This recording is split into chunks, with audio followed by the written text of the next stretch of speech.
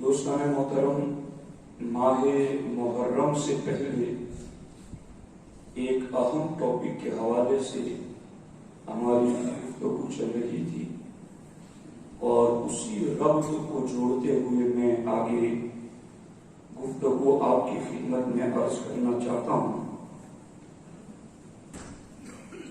اسلامی اور انسانی معاشرے اور سوسائٹی کو بہترین اور ایک مثالی اور پرامن بنانے کے لیے اسلام نے سورہ حجرات میں صرف ایک صفحے اور ایک رکوع میں 9 باتوں کا حکم دیا ہے، اور ان 9 باتوں کو اگر آپ اپنی ڈائری میں لکھ لیں اور روزانہ صبح و شام اس پر نظر ڈالتے رہیں تو میں یہ سمجھتا ہوں کہ ہماری زندگی ایک مطمئن اور پرسکون خوشحال زندگی بن سکتی ہے۔ پہلے اصول پر جو قرآنی تھا میں نے آپ کے سامنے گفتگو ماہ محرم سے قبل کے جمعہ میں عرض کر دی ہیں، اور وہ یہ تھا کہ یا ایھا الذین آمنوا ان جاءکم فاسق بنبأ فتبینوا، کہ جب تمہارے پاس کوئی فاسق خبر لے کر آئے فتبینوا، تو تم اس خبر کی تحقیق کر لو۔ تو بہت سارے ہماری زندگی کے معاملات پڑوسیوں کے ساتھ، رشتہ داروں کے ساتھ، بیوی بچوں کے ساتھ، ماں باپ کے ساتھ جو بگڑ جاتے ہیں وہ جھوٹی خبروں پر اعتماد کرنے کی وجہ سے ہوتے ہیں۔ تو اسلام نے کہا اے ایمان والو، اگر ان ساری جھوٹی خبروں کی تم تحقیق کر لو گے تو بڑے حصے کے فساد سے تم محفوظ ہو جاؤ گے۔ فتبینوا، تو ہمیں آنے والی خبر پر تحقیق کا حکم دیا گیا ہے کہ کوئی آپ کو آپ کے والد کے حوالے سے، آپ کی ماں کے حوالے سے، آپ کے بھائی کے حوالے سے، آپ کے دوست، آپ کے پڑوسی، آپ کے خاندان کے کسی فرد کے حوالے سے کوئی بات آپ تک کوئی پہنچاتا ہے تو اسلام کہتا ہے اے ایمان والو، تم چونکہ ایمان والے ہو اس لیے اس بات کو گونگے بہرے ہو کر سن کر اس کے پیچھے چلنا پڑو۔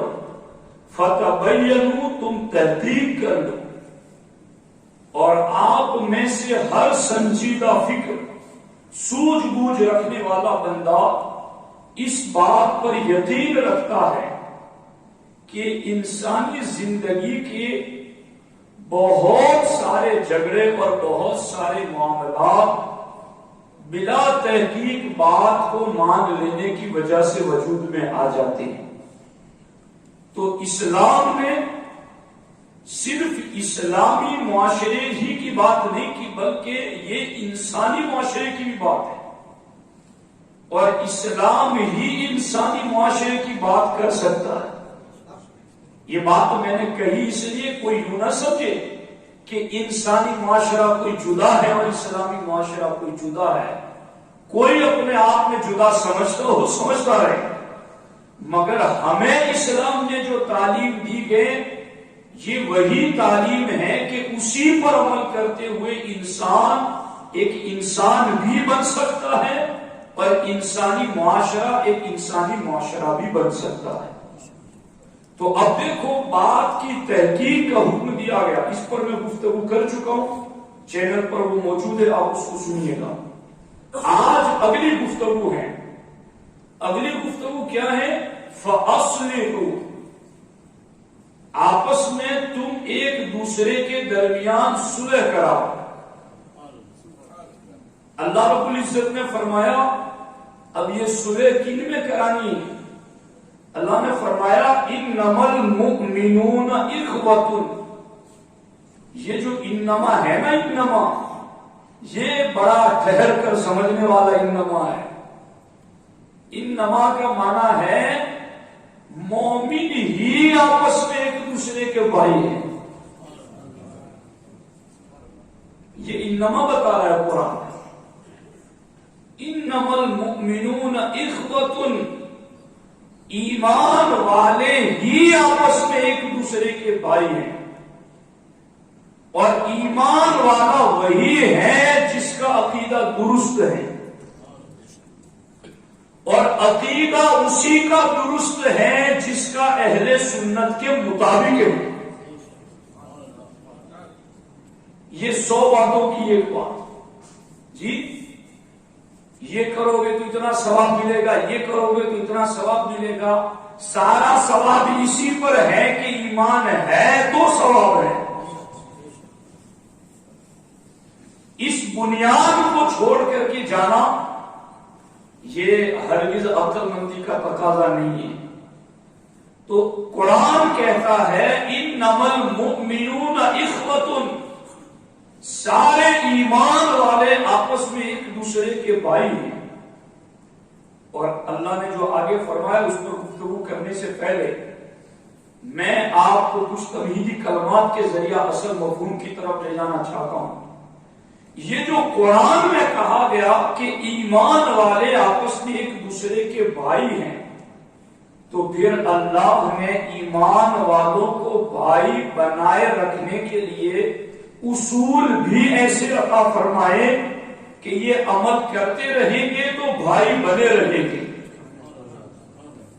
ایسا نہیں ہے کہ ان کو کہہ دیا کہ تم بھائی بھائی ہو اور پھر انہیں آپس میں ملنے کا کوئی قانون ہی نہ دیا گیا ہو. انہیں آپس میں ایک دوسرے کے ساتھ الفت، محبت، اخوت اور عقیدت کا کوئی طریقہ ہی نہ بتایا ہو. بس کہہ دیا گیا ہو کہ آپس میں بھائی ہو اور بس لڑتے رہو، ایک دوسرے سے دور رہو، ملو تو بڑی تیوری چڑھا کر ملو. ایسا نہیں ہے. جہاں دین میں یہ کہا گیا کہ ایمان والے آپس میں بھائی ہیں، تو پھر اللہ نے ان کو ایک دوسرے کے ساتھ بھائی چارہ کیسا رکھنا ہے اس کے اصول بھی عطا فرمائے. اور وہ کیا ہے؟ دیکھو، وہ اصول یہ ہیں کہ اللہ رب العزت نے سارے ایمان والوں کو ایک ہی درخت کے پھل پتے قرار دیا ہے. اور اس کی مثال یوں سمجھو، یہ جو ایک درخت کے پھل پتے میں کہہ رہا ہوں یہ قرآن میں ہے. جی اللہ رب العزت نے ارشاد فرمایا کہ پاکیزہ کلمے کی مثال مثل کلمۃ طیبۃ کشجرۃ طیبۃ، کہ پاکیزہ کلمے کی مثال پاکیزہ درخت کی طرح ہے. اصلها ثابت وفرعها فی السماء، کہ وہ پاکیزہ کلمہ جس کی مثال پاکیزہ درخت کی طرح ہے، وہ درخت ایسا ہے جس کی جڑیں زمین میں ہیں، وفرعها فی السماء، اور اس کی شاخیں اور ٹہنیاں آسمانوں تک پہنچی ہوئی ہیں. اس درخت کی بات کر رہا ہوں میں کہ اللہ نے تمہیں، ہے توجہ آپ کی دھیان میری طرف، میں کیا کہہ رہا ہوں. چھوٹ جائے گا تو پھر چھوٹ ہی جائے گا. اس چھوٹنے میں بھی میں بہت کچھ کہہ رہا ہوں، اس کو سمجھو. یہ درخت ایک اللہ نے رکھا اور اسی کے ہم سب ایمان والوں کو پھل پتے بنایا تاکہ تم سمجھو کہ تمہاری جڑ ایک ہے، تمہاری اصل ایک ہے. اور ایمان کی بنیاد پر اللہ نے سارے ایمان والوں کو ایک دوسرے کا بھائی قرار دیا. تو اس درخت اور اس جڑ سے جو وابستہ رہے گا تو پھر ساتھی تو رہے گا. تو یہ اللہ نے بھائی بنا بھی دیا اور بھائی رکھنے کے لیے یہ اصول بھی عطا فرما دیا. اور یوں بھی آپ اس کو سمجھ سکتے ہو کہ سارے ایمان والے اللہ نے سب کو کلمہ توحید ایک ہی عطا فرمایا. سب کا کلمہ طیبہ ایک ہے، سب کا اللہ ایک ہے، اور سب کے نبی خاتم الانبیاء ایک ہیں، اور اسی طرح سب کے لیے قرآن کی تلاوت ایک ہے کہ وہ عربی ہی میں کرے، سب کے لیے شریعت ایک ہے، سب کے لیے ضابطہ اور اصول ایک ہے۔ اللہ رب العزت نے اسی ایکتا کو ایمان والوں کی برقرار رکھنے کے لیے اللہ نے انہیں نماز بھی پڑھنے کا حکم دیا، تو جیسا عرب والا پڑھتا ہے ویسا ہی ہند والا پڑھتا ہے۔ سب کو عربی ہی میں قرآن پڑھنا ہے نماز میں، اور اسی طریقے پر اب آپ دیکھیں کہ اللہ رب العزت نے اسی اخوت اور محبت کو قائم رکھنے کے لیے اللہ نے سب کو اپنی بارگاہ میں جھکنے کا حکم دیا، تو سمت اور جہت بھی ایک ہی متعین فرمایا کہ رب کو سجدہ کرنا ہے، مگر ایک ہی سمت میں، عرب والا کرے یا عجم والا کرے۔ اسی طرح زندگی میں ایک بار حج کا اللہ نے موقع دیا اور حکم دیا کہ صاحب نصاب تو کرے، اور وہاں جائے تو اللہ نے سارے ملکوں کے ایمان والوں کو ایک دوسرے کے قریب کر دیا۔ اور اسی لیے آپ اس بات کو گہرائی سے سمجھنے کی کوشش کرو، اسی لیے ہمارے نبی علیہ السلام جب ہجرت فرما کر مدینہ تشریف لائے تو سرکار نے مسجد نبوی کی تعمیر کے لیے اینٹ بعد میں رکھی، پہلے انصار اور مہاجرین کو ایمان کی بنیاد پر ایک دوسرے کا بھائی بنا دیا۔ مسجد تبھی بنے گی جب یہ بھائی بن جائیں گے،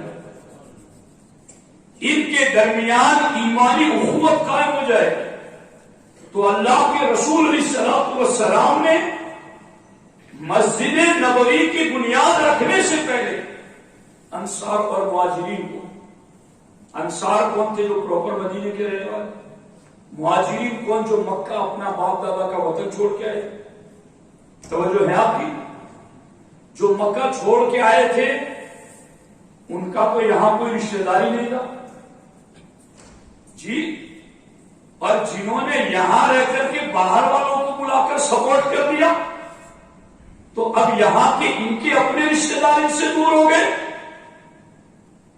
یعنی جو پراپر مدینے میں انصار رہتے تھے یہ سامنے سے جا کر کلمہ پڑھ کے آئے، اور صرف آئے ہی نہیں بلکہ انہیں بھی میدان فراہم کر دیا کہ آپ یہاں آ جاؤ، اور مدد کا وعدہ کیا، یہاں تک کہ رب نے انہیں انصار بنا دیا۔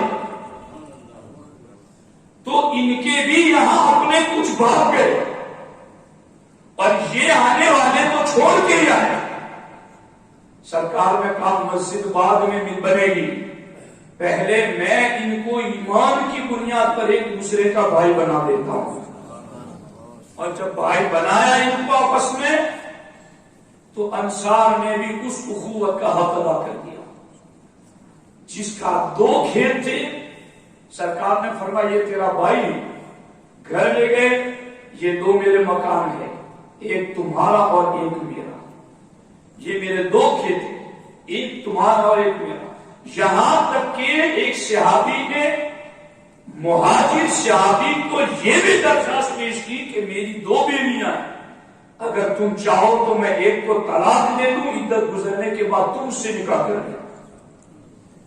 یعنی دنیا میں ایسی اخوت کی مثال آج تک دیکھی نہیں گئی ہے۔ تو ایمان والوں کو قرآن نے آپس میں ایک دوسرے کا بھائی بنا دیا، اور پھر قرآن میں اللہ نے اور اللہ کے رسول علیہ السلام نے ان کو آپس میں ایک دوسرے کا بھائی بنائے رکھنے کے لیے ضابطے، قانون اور اصول بھی ایسے عطا فرمائے۔ یہ جو ہماری دیواریں آج ایک ہیں مگر دل ایک نہیں ہے، اس کی وجہ یہ ہے کہ ہم اسلام کو پڑھتے نہیں، یا پڑھتے ہیں تو عمل نہیں کرتے۔ تو یہ دیکھو اسلام میں ایمان والوں کو ایک دوسرے کا بھائی قرار دے دیا گیا۔ اب یہ اخوت قائم رہی، لیکن انسانی فطرت میں یہ بات ہے کہ وہ اپنی طبیعت کی وجہ سے کبھی جھگڑ جاتا ہے، کبھی کسی سے اس کے تعلقات انبن ہو جاتے ہیں. تو اب اسلام نے کہا فَأَصْلِحُوا بَيْنَ أَخَوَيْكُمْ، جن ایمان والوں کو ہم نے ایک دوسرے کا بھائی بنا دیا ہے، اگر ان میں کچھ معاملات خراب ہو تو اے ایمان والو تم ان کے درمیان آپس میں صلح کرا دو. تم ان کے درمیان آپس میں صلح کرا دو.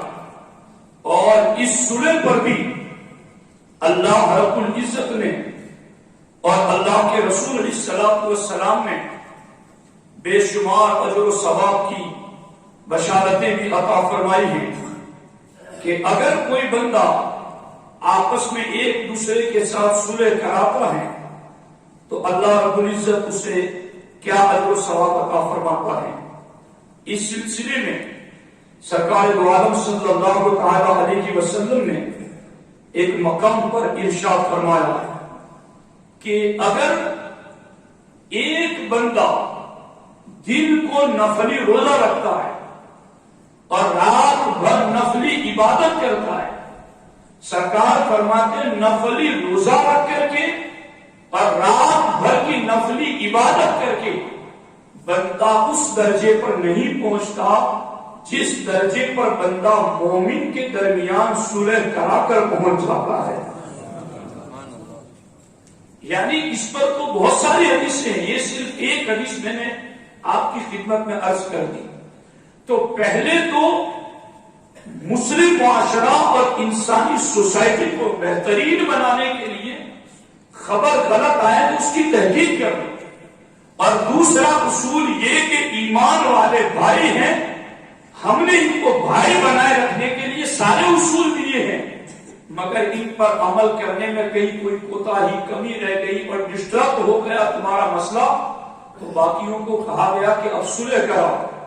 اب صلح کرانے کا جب وقت آیا تو کہیں کوئی بندہ یہ سوچ سکتا ہے کہ میں صلح میں حصہ کیوں لوں، اس لیے کہ مجھے اس سے کیا مطلب ہے، میں کیوں پڑھوں ان کے معاملات میں اس میں جاؤں گا تو پھر مجھے بھی بہت کچھ سننا پڑے گا، مجھے کبھی ضمانت کے لیے کبھی اس کی گواہی کے لیے یوں خار ہونا پڑے گا. اور یہ ساری باتیں سمجھتے ہوئے اس نے ان کے درمیان صلح کی کوشش نہیں کی، یہاں تک کہ آپ نے ان کے درمیان جھگڑے میں صلح کی کوشش نہیں کی. تو ظاہر سی بات ہے پھر آپ کا بھی کبھی ہوگا تو کوئی نہیں آئے گا، پھر یوں یہ آگ بڑھتی چلی جائے گی. اب وہ جو آگ بڑھے گی نا لڑنے کی، جھگڑے کی، فساد کی اور صلح نہ کرانے کی وجہ سے جو معاملات بڑھیں گے تو اس میں پھر جو صلح نہیں کرا رہا ہے وہ بھی اس آگ سے بچ نہ سکے گا، پھر یہ جلتی ہوئی آگ اس کے گھر تک بھی پہنچ جائیں گی. ہمارے نبی علیہ السلام نے اسی لیے ایک مثال دی. سرکار نے فرمایا یہ جو لوگ آج یہ سمجھتے ہیں نا، جن کو اللہ نے وقار دیا ہے، عزت دی ہے، جن کے بول پر مسئلے سدھر جاتے پھر بھی وہ بولنا نہیں چاہتے، تو یہ مثال میں انہیں بتا. اللہ کے رسول علیہ السلام نے فرمایا کہ اگلی امت میں کچھ نیک اور گنہگار ایک ساتھ کشتی میں سفر کے لیے نکلے. تو جو نیک لوگ تھے نا وہ کشتی کے اوپر حصے میں چلے گئے اور جو گنہگار تھے ان کو کشتی کے نچلے حصے میں رکھ دیا. اب یہ جو نچلے لوگ تھے ان کے پاس جب پینے کا پانی ختم ہو گیا تو انہوں نے اوپر والوں کا دروازہ کھٹکھٹایا، ہمیں پانی دو، ہمارا پانی ختم ہو گیا. تو اوپر والوں کو لگا کہ ہم چونکہ نیک ہیں ان بروں کو پانی نہیں دیں گے، تو انہوں نے کہا کہ ہم نہیں دیں گے تمہیں پانی. تو نیچے والے تو تھے ہی ایسے، کلارا اٹھا لیا، کہا پانی بھرنے جانے کی کہاں ضرورت ہے، پانی پی تو کشتی چل رہی ہے، تختہ اکھیڑ تو پانی خود بخود آ جائے گا، پی لیں گے. جیسے کہ انہوں نے کلارا اٹھایا، تختہ توڑنا چاہا تو اوپر والوں کو پتا چلا تو بھاگ کے آئے نیچے، ہاتھ پکڑ لیا، کہا ہم پانی دینے سے منع نہیں کریں گے، پانی دیں گے تمہیں، تم کشتی کا تختہ مت توڑنا، اس لیے کہ توڑ دیا تو تم اکیلے تھوڑی ڈوبو گے، ہم بھی ڈوب جائیں گے. تو یہ ہے نبوی اصول، یہ ہے سیرت مصطفیٰ کا پاکیزہ قانون کہ اگر کہیں فساد ہوا ہے تو انتظار میں مت بیٹھو کہ تمہارے گھر تک بھی اس کی کچھ چنگاری آئے پھر تم باہر نکلو گے۔ فَأَصْلِحُوا بَيْنَ أَخَوَيْكُمْ، آگ جہاں لگی ہے چل کے وہیں پانی ڈال کر بجھانا شروع کر دو تاکہ اس کے دھوئیں بھی تمہارے گھر تک نہ پہنچ سکے۔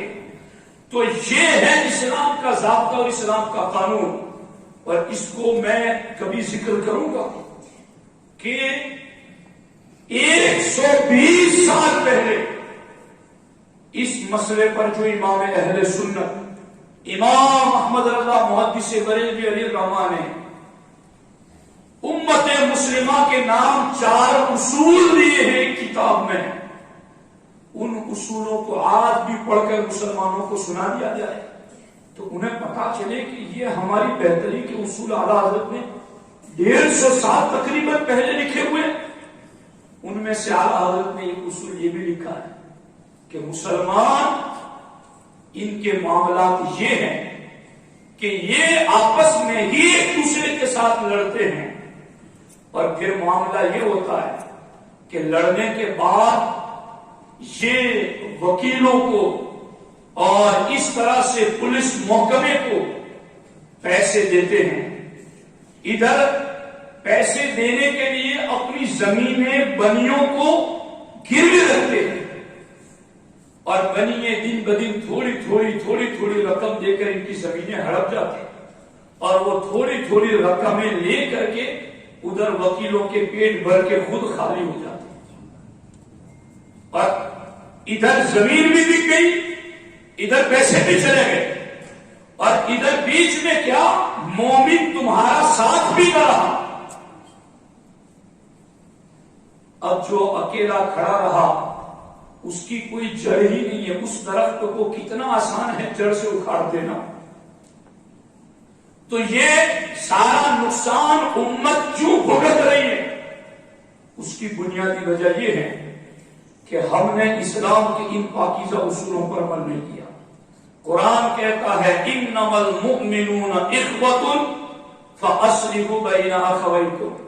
یہاں یہ بھی بات میں سمجھاتا چلوں، آج کئی لیڈر کلمہ پڑھنے والے ایسے نکل پڑے ہیں جو غیروں کا خوف دلا کر کے سارے بدعقیدوں و سنیوں کو اکٹھا کرنے میں چلے اور کہتے ہیں ہم صلح کرا رہے سب کی۔ ارے تمہیں کہاں کب گیا ہے کہ تم بدعقیدوں کی ایمان والوں کے ساتھ صلح کراؤ؟ قرآن تو کہتا ہے انما المؤمنون اخوۃ، کہ اللہ نے تو ایمان والوں ہی کو آپس میں ایک دوسرے کا بھائی بنایا۔ ان کی صلح کراؤ، ان کے آپس میں ایک دوسرے کے ساتھ بھائی چارہ قائم کرو۔ جتنا ادھر دھیان دے رہے ہو اس کا 10واں حصہ ادھر دھیان دو گے تو آج بھی پوری دنیا کے اندر اکثریت کلمہ پڑھنے والوں میں ہے تو وہ سواد اعظم اہل سنت و جماعت ہے۔ تو ایمان والوں کو بھائی قرار دیا ہے۔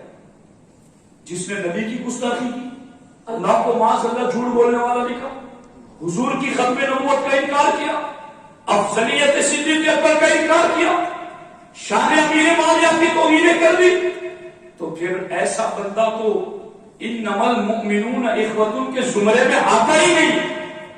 پہلے اس کو یوں کہو آمنوا کما آمن الناس، ایمان لاؤ جیسے صحابہ ایمان لائے، اور پھر ایمان لے آئے تو اب کہو انما المؤمنون اخوۃ کے ایمان والے آپس میں بھائی بھائی ہیں۔ اور اب کوئی اختلاف ہو جائے تو پڑھو فاصلحوا بین اخویکم، کہ آپس میں ایمان والوں کی صلح کراؤ۔ اسی لیے قرآن نے صلح کرانے کے ساتھ یہ حکم کیا دیا واتقوا اللہ، صلح کراؤ اور اللہ سے ڈرتے رہو۔ یہ صلح کرانے میں اگر ایسا کرو گے تو کیا ہوگا؟ لعلکم ترحمون، ایسا کرو گے صلح ایمان والوں کے درمیان کراؤ گے تو اللہ تم پر اپنی رحمت نازل فرمائے گا۔ تو خیر یہ ایک صرف ذائقہ تھا آج کے اس مضمون کا، اس پر انشاءاللہ ہم چلیں گے اور تفصیلی گفتگو آئندہ جمعہ کے خطابات میں کریں گے۔ اللہ جل مجدہ الکریم عز اسمہ ہمیں قرآن مجید کے پاکیزہ اصولوں پر دھیان دینے، سمجھنے اور عمل کرنے کی توفیق عطا فرمائے۔ السلام علیکم۔